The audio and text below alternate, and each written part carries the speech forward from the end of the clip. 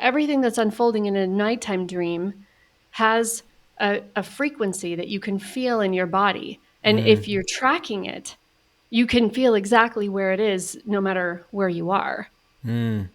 So You know I'd that. love to give an example. I'm like, well, let's Please, just yeah, yeah, talk about a dream. So the yeah, dream yeah. that I had last night, short one, Mm-hmm. I was with a bunch of other women and we were in like this very grand house, but it was like seemed like not a house, you know what I mean? It was that big.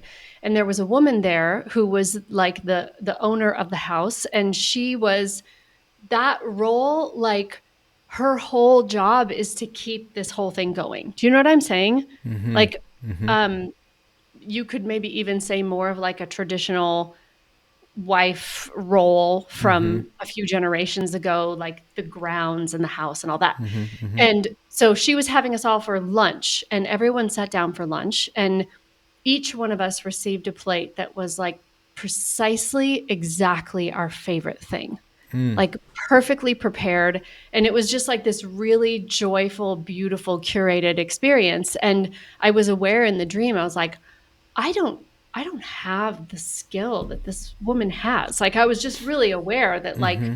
I don't have it. And then what happened earlier today is a sort of like I had a download 2 years ago about the expansion of my own work in this realm.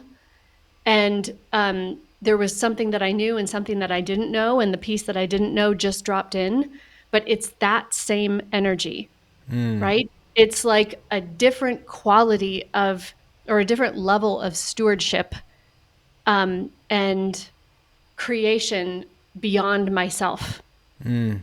And that may or may not make sense. I'm not really Oh, I think bothered it if it does. I'm doesn't, relating but it. I'm relating it to my own experiences, and so it's almost like that woman was representative of a possibility or an energy or capacity for stewardship that you didn't identify with, but is it has like a location where that possibility can be like stepped into, and you were yeah, accessing it from a distance in the dream realm, but that other character in the realm is actually just a localization of a possibility that you could basically step into and actualize, whether it's in the dream or in our waking, what we call our waking life. Is that accurate yeah. playback? And Yeah. what I'm seeing is that the dream is indicating that it's the access point is actually by receiving from that possibility, right? Mm. It's not like I have work to do. It's not like I have to study.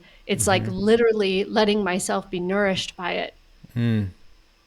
which feels like a really fun project, you Yeah. know, to actualize something by being nourished by it rather than like trying or, you know, So do you mean being nourished by the possibility of that capacity for stewardship?